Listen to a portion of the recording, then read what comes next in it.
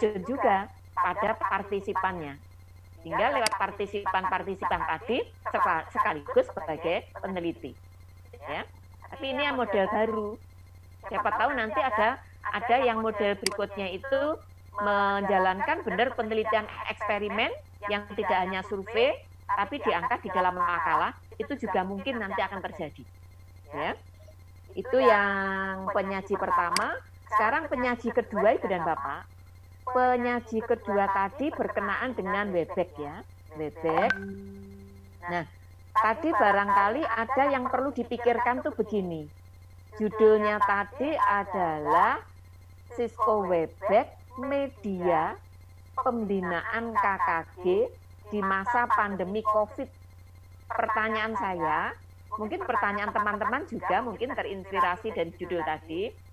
Dari judul itu yang diutamakan Webeck-nya atau pembinaannya. Nah gitu tampaknya tadi. Nah setelah berkembang dari cerita-cerita presentasinya tadi, yang saya tangkap, yang diutamakan itu ternyata hasil pembinaannya. Hasil pembinaannya. Hasil tadi, pembinaan di KKG-nya tadi. Sehingga posisinya Sisco Webeck itu sebenarnya hanya bagian dari sarana untuk melakukan pembinaan. Ya. Jadi itu, maka nanti teman-teman yang ada di ruang ini mungkin nanti bisa juga membandingkan, saling mengadaptasi ya dengan presenter yang keempat. Presenter yang keempat tadi sama-sama memanfaatkan media yang ada. Yang kedua tadi Sisco Webeck, yang keempat itu Zoom. Ya, kalau yang keempat tadi Zoom, tapi Zoom-nya itu strategi memanfaatkan Zoom-nya itu dijelaskan. Strategi memanfaatkannya.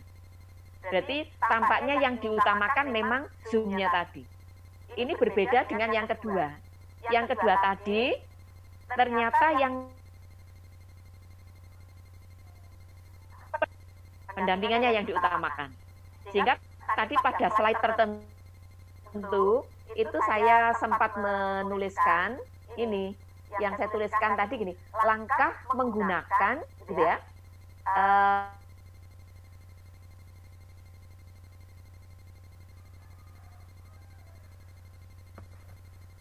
Adalah langkah menggunakan Sisco Webeck, tapi 1, 2, 3, 4, 5 dan seterusnya itu langkah melakukan pendampingan. Berarti prediksi saya benar bahwa yang diutamakan ini adalah pendampingannya. Digunakan. Tapi kalau misalnya konten itu diangkat sekarang, bisa saja sudah tidak sesuatu yang best lagi. Karena itu sudah umum. Ya. Jadi teman-teman di ruang ini mudah-mudahan bisa memahami yang saya maksudkan. Itu cerita pada saat belum banyak berkembang penggunaan aplikasi untuk webinar. Sehingga ceritanya seperti yang disampaikan oleh Bu Juni tadi. Ya. Nah, satu sudah, dua sudah. Oh sebentar, kembali yang dua ya. Dua tadi itu menjelaskan juga begini. Posisinya pengawas itu mendampingi guru pada kegiatan tadi. KKG. Nah, dari hasil pendampingannya di KKG itu akan berdampak kepada siswa. Nah, kalau ingin melihat keberhasilan dari guru juga hasil siswa. Itu hanya sebagai indikator bahwa kegiatan yang dilakukan di KKG tadi dengan sarana Sisco Webeck itu punya hasil yang baik, sehingga dikatakan best. Tapi coupling pembinaannya bukan kepada siswa, tapi kepada gurunya. Ya. Dan yang terakhir itu masukan saya terhadap yang SPMI. Ibu dan Bapak, ketika SPMI ini jalan, semuanya memang sudah dari sananya berbasis digital, SPMI-nya. Jadi SPMI-nya memang sudah berbasis digital sejak dulu. Tidak ada pandemi, itu sudah aplikasi. Nah, mungkin yang tadi diangkat menjadi sebuah pengalaman atau menjadi gagasan itu adalah bagaimana SPMI-nya itu di masa pandemi. Mungkin bagaimana strategi mendampinginya kepada sekolah, cara-cara agar sekolah itu di dalam pengisian itu benar-benar berbasis data konkret. Karena mungkin ibu bapak sama antara wilayah satu dengan wilayah lain, kelebihan dan kekurangan SPMI, aplikasinya maksudnya. Karena nanti di SPMI itu nanti nyambung-nyambungnya itu kepada PMP. Nah, dari proses mulai dari hasil pemetaan mutu yang dapat dari PMP, lalu merencanakan, melaksanakan, dan memonitoring. Nah, strategi memonitoring ini mungkin yang menjadi bahan untuk dilakukan ide tadi silakan, atau nanti mau di best practice-kan itu juga boleh. Ide pada saat memonitoring pelaksanaan dari siklusnya SPMI. Itu mungkin nanti yang bisa Ibu lakukan.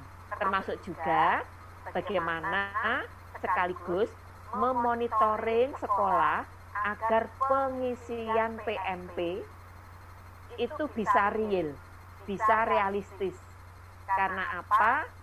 Kalau misalnya PMP itu tidak realistis, sementara PMP itu adalah dasar yang digunakan untuk melakukan pemetaan mutu ya, sebelum ada IASP 2020, nanti SPMI nyambungnya kepada IASP 2020 itu mungkin nanti lebih terkontrol.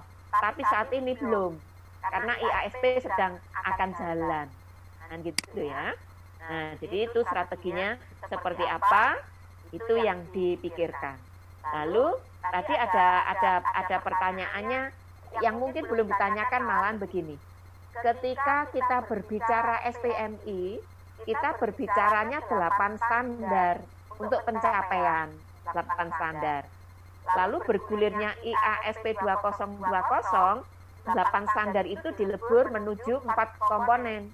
4 komponen IASP, mutu lulusan, kemudian proses pembelajaran, mutu guru, dan manajemen sekolah. Sehingga kita, ya teman-teman di ruang ini mengantisipasi nanti kemungkinan instrumen-instrumen itu mungkin juga akan bergeser gitu ya. Tapi kalau saat ini tampaknya masih PMP misalnya masih jalan, belum ada pergeseran. Tapi nanti udah ada hasil IASP 2020, kemungkinan nanti akan bergeser.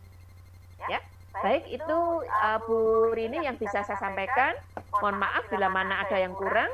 Pengumuman yang terakhir, pengumuman ini ya. Jumat depan itu adalah putaran yang kelima. Harapannya teman-teman peserta itu berlomba untuk memanfaatkan peluang ini. Sehingga nanti peluang ini Ibu Bapak manfaatkan untuk yang baru sama sekali. Kalau belum dimanfaatkan oleh yang baru, pertanda Ibu dan Bapak kesempatannya diambil teman yang sudah presentasi.